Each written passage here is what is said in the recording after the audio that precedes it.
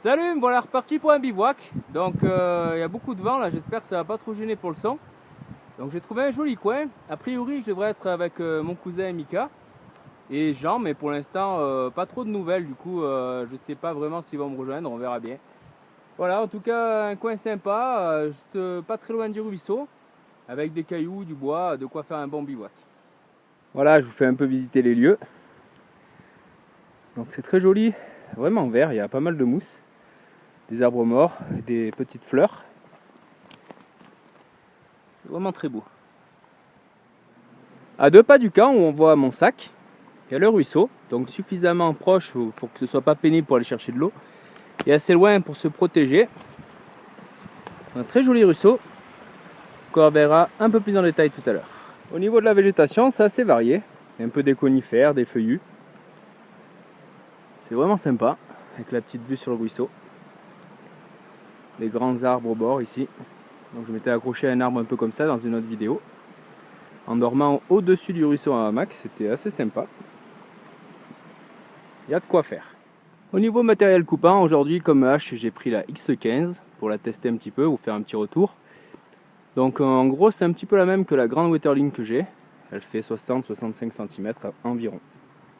Voilà, je vais commencer à la tester sur ce petit arbre bien mort pour tester son efficacité.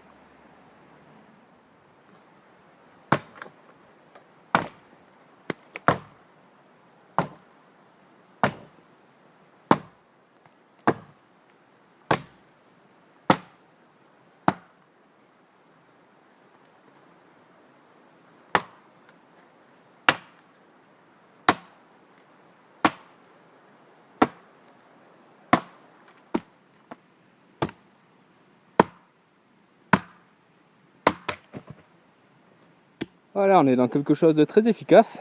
La taille y est pour quelque chose. Ça pénètre quand même moins profondément qu'une Wetterling, mais ça fait le boulot. J'ai également apporté la scie fixe de chez Fiskars, qu'on a pu voir dans des vidéos de Jessie, des indomptables dauphinois, à qui je passe le bonjour d'ailleurs. Donc je pense que de toute la gamme Fiskars, c'est quand même la plus efficace. Elle est quand même un petit peu trop souple à mon goût, mais elle débite beaucoup plus que les autres qui sont pliantes. Par contre, le gros inconvénient, justement, elle est fixe, du coup ça prend plus de place.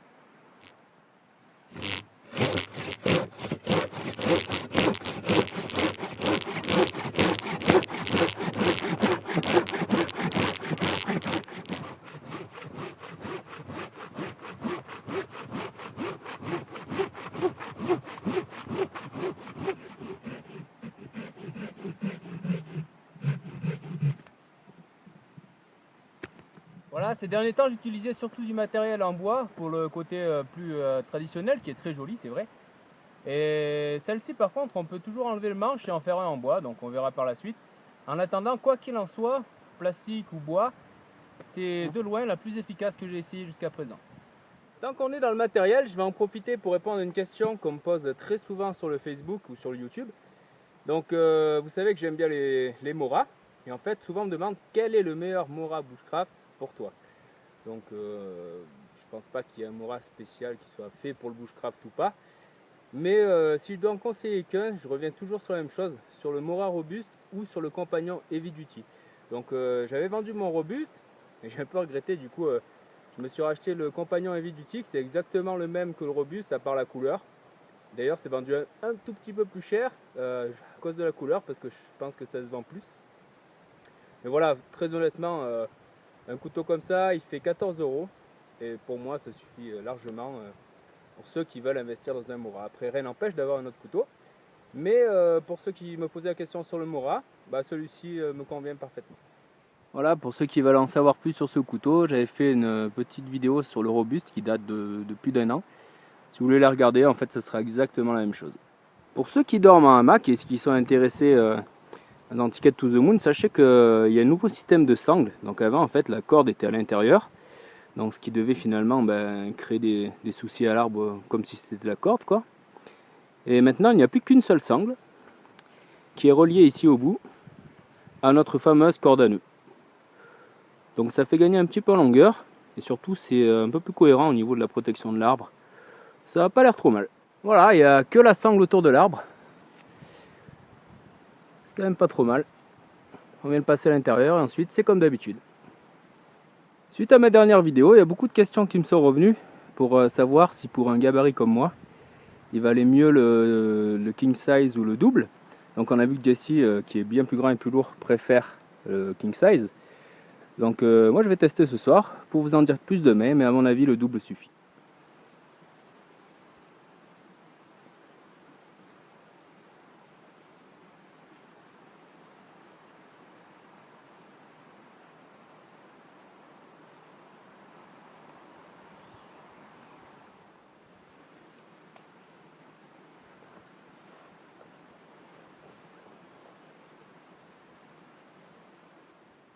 Bon, ce qui est certain, c'est qu'il y a de la place.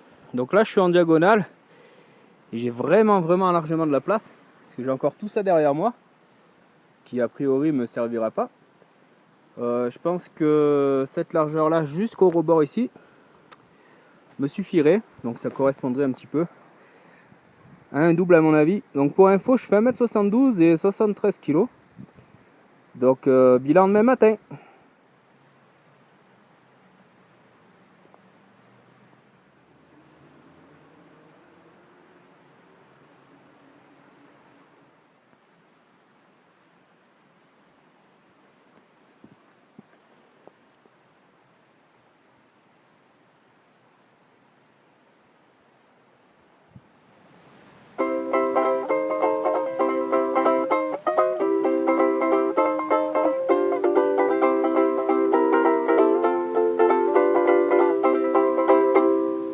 Voilà, pour une fois, je vais faire l'instant Disney un peu avant. C'est parti!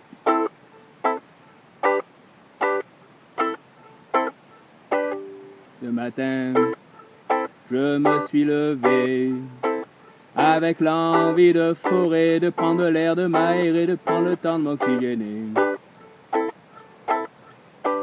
C'est l'après-midi, je suis dans les bois. Je m'y sens vraiment comme un roi, à la recherche d'un point d'eau, pas de chrono, et peu importe la météo.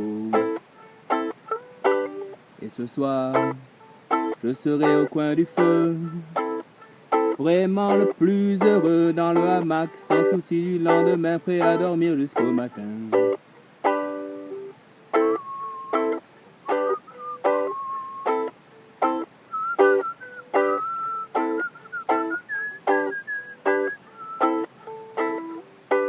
Cette chanson, c'est aussi pour vous remercier, vous qui êtes mes abonnés, plus de 5300 à suivre ma passion, c'est source de motivation.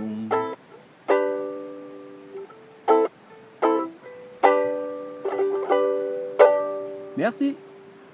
Bon, décidément ce ruisseau est vraiment très beau, ça me donne envie d'aller un peu découvrir le coin. En plus la montée de ruisseau en ce moment c'est un peu à la mode, avec Thomas de l'Écodécime qui l'a fait. Et aussi Agnès, donc Agnès c'est une gapençaise aussi, qui a lancé sa chaîne qui s'appelle Expérience Bushcraft. Donc voilà, je vous passe le bonjour à tous les deux, puis je vous mettrai les liens dans la description.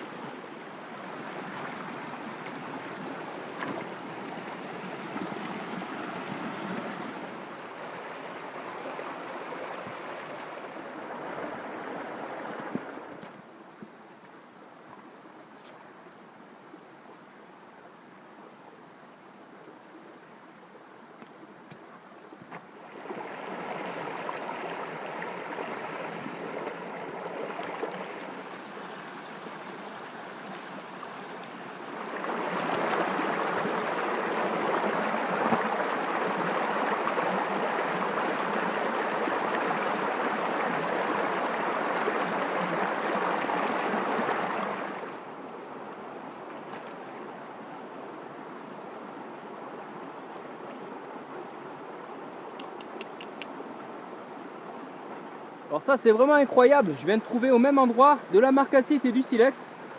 Donc posé à un côté de l'autre, fait exprès pour faire des étincelles comme au temps de la préhistoire, c'est assez incroyable. Ah, je plaisante. C'est Lod de la chaîne Niculot Bushcraft qui me les a envoyés. Donc un grand merci à toi Lod. Et je vous laisserai un petit lien vers sa chaîne. Donc c'est vraiment quelqu'un qui maîtrise bien le feu. Donc allez voir, n'hésitez pas. En attendant, je vous montrerai un peu quelques étincelles tout à l'heure. Bon, je viens d'avoir des nouvelles de mon cousin, finalement il va venir. Toujours pas de nouvelles de Jean. Et de toute façon, j'étais pas seul puisque je suis en compagnie des moustiques. Donc pas mal de moustiques aujourd'hui. Donc on verra ensuite quand on allumera le feu, ça devrait aller. Et ça me fait penser aux tiques. Beaucoup de personnes me posent des questions par rapport aux tiques. Alors j'en ai jamais eu. Je ne sais pas vraiment ce qu'il faut faire pour, en prévention. Par contre, je porte toujours des pantalons, même en été, même quand il fait extrêmement chaud. Et des chaussures hautes. Donc je pense que ça doit un petit peu limiter. Donc évidemment c'est aussi utile par rapport aux ronces et éventuellement aux serpents. Donc si je dois vous donner un conseil, ce serait déjà de porter des pantalons et des chaussures hautes.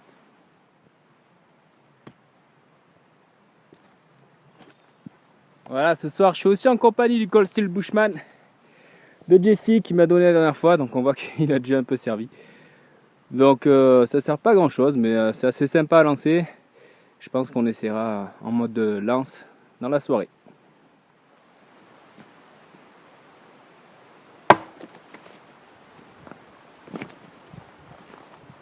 Voilà, lancer la pelle non plus, ça sert pas à grand chose, mais qu'est-ce que c'est fun. Alors, bien évidemment, il faut s'entraîner sur des arbres morts, et c'est sur ces mêmes arbres morts qu'on va retrouver nos fameux champignons amadouviers, qu'on recherche souvent. Donc voilà, ici, ou encore ici, des beaux petits spécimens.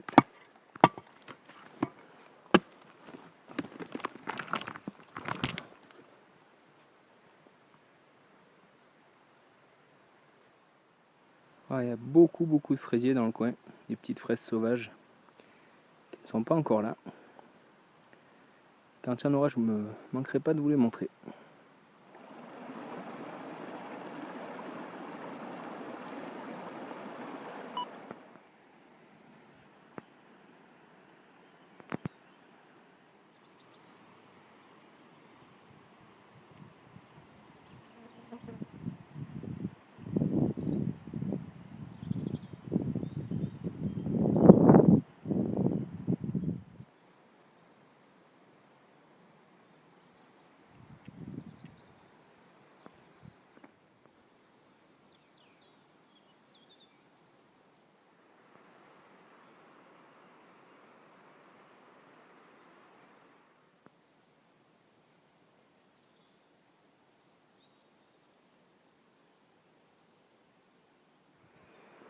Dans le coin, on retrouve beaucoup cet arbuste.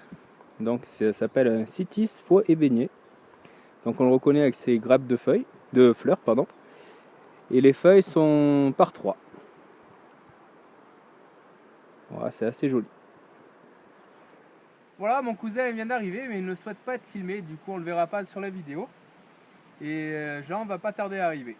Donc là je suis en train d'installer le camp de mon cousin, et en fait pour mettre la faîtière, ce que je fais maintenant c'est que je laisse directement les 2 nœuds prussiques dessus, même quand j'enroule la ficelle pour la ranger. Comme ça j'ai toujours à disposition mes 2 prussiques qui seront prêts pour poser la bâche. Non, vous ne rêvez pas, c'est Jean, 6 mois après le retour. Jean, le retour, encore plus méchant, encore plus violent. Les arbres n'ont qu'à bien se tenir, je vais en faire qu'une bouchée. Voilà, donc dans la précédente vidéo de bivouac, je vous avais parlé du Hobostov de Kelly Kettle. Donc on va se faire chauffer de l'eau pour un petit thé ou un petit café.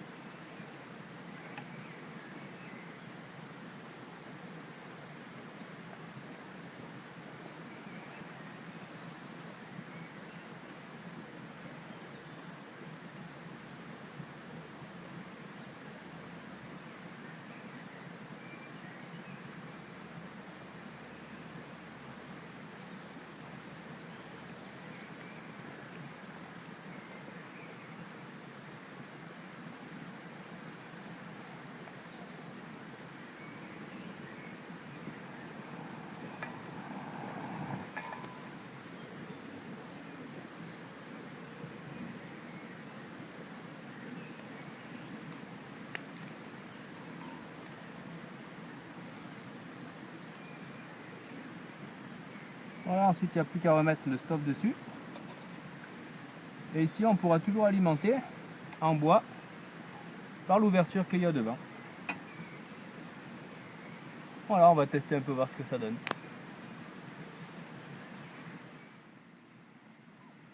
Oh, ça fonctionne bien, les petits trous font un bon appel d'air. Ça étouffe pas du tout le feu. Ça a l'air de vraiment bien fonctionner. Bon, il n'y a pas à dire, c'est vraiment efficace.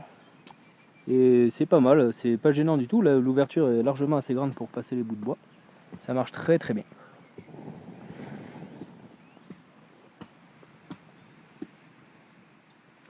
Voilà, assez rapidement, l'eau est portée à ébullition.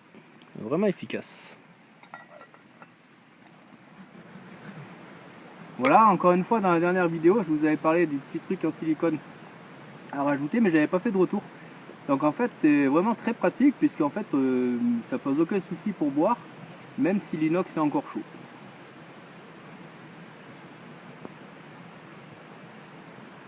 Super pratique. Et voilà, Jean, après 6 mois d'arrêt de bushcraft, il a pas perdu la main. Il vient de faire une jolie braise au feu, par friction. Il suffira d'une étincelle. Bon, tout à l'heure, je vous ai parlé de la marcassite et du silex. Donc voilà à quoi ça ressemble. Donc dans la marcassite, il y a du fer, un petit peu, et le silex. Donc quand on vient les frotter, ça va créer des petites étincelles. Donc, je vais vous faire voir comme ça.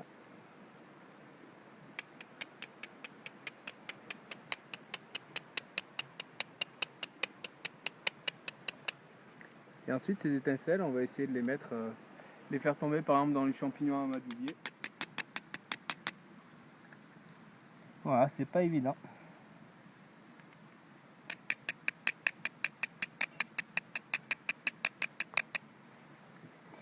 Voilà, on verra pour la prochaine coup. Mais bon, en tout cas, c'est bien sympa. Donc encore merci à l'Aude. Bon, du coup, je vais me rabattre sur le briquet à piston.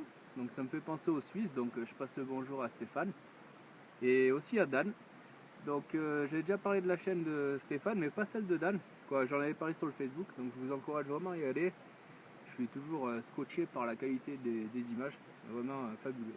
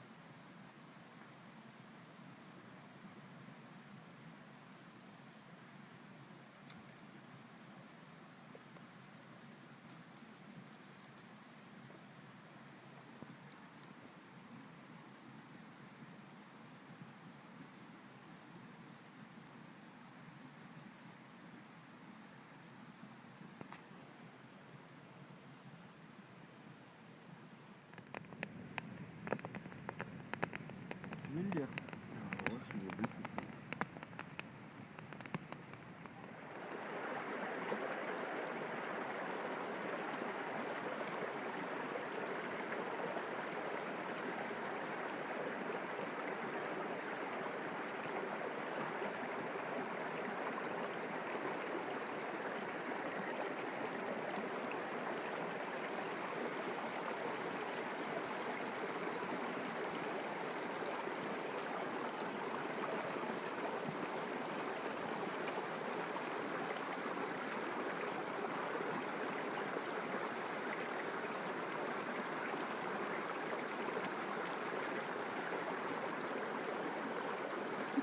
Bon, évidemment, vous l'aurez compris, c'était une blague encore une fois.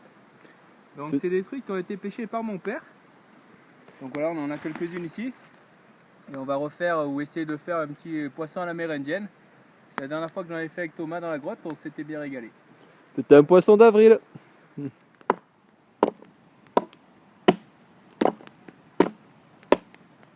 Voilà, en train de se constituer un petit replat pour poser les truites pour pouvoir les cuisiner. Ensuite, on s'occupera de chercher les branches pour pouvoir les mettre en cuisson à l'amérindienne.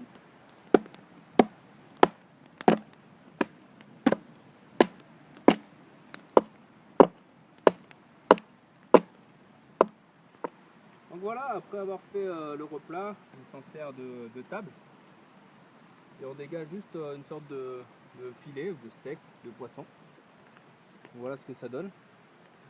Donc on va aller le rincer au ruisseau et c'est ça qu'on va faire cuire avec la façon amérindienne.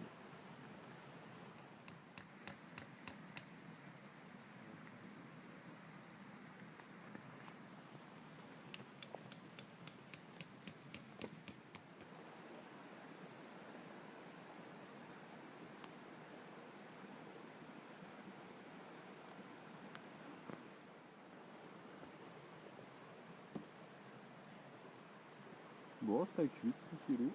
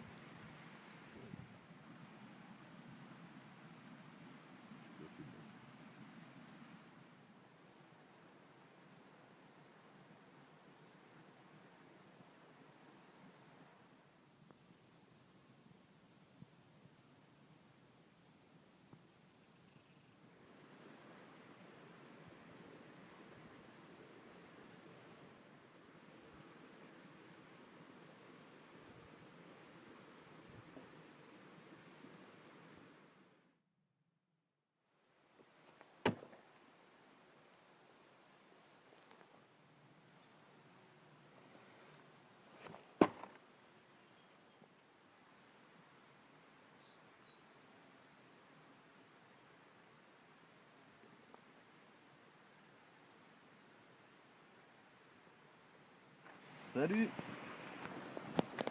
Et ben encore une belle nuit en forêt. Et le réveil au matin, toujours aussi magique, dans la belle verdure. Oh là là, on n'a pas envie de se lever, hein. On est vraiment bien.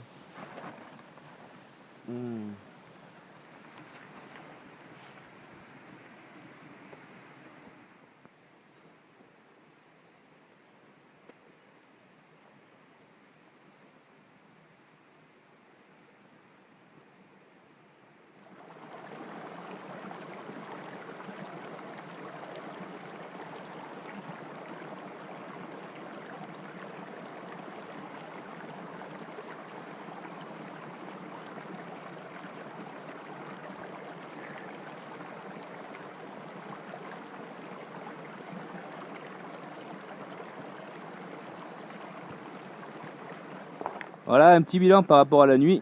Donc je pense qu'un hamac double, ça suffit largement pour un gabarit comme le mien. Mais après, c'est vrai que le king size, ça apporte un petit surplus de confort indéniable. Pour se placer, c'est quand même un peu plus facile. On peut se mettre un peu plus n'importe comment. Ça reste bien confortable.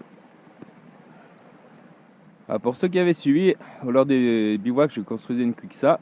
Donc voilà où elle en est à l'heure actuelle. Donc la forme est terminée. Tout le travail de sculpture est terminé. Il me restera plus qu'à tout bien poncer. C'est bien parti.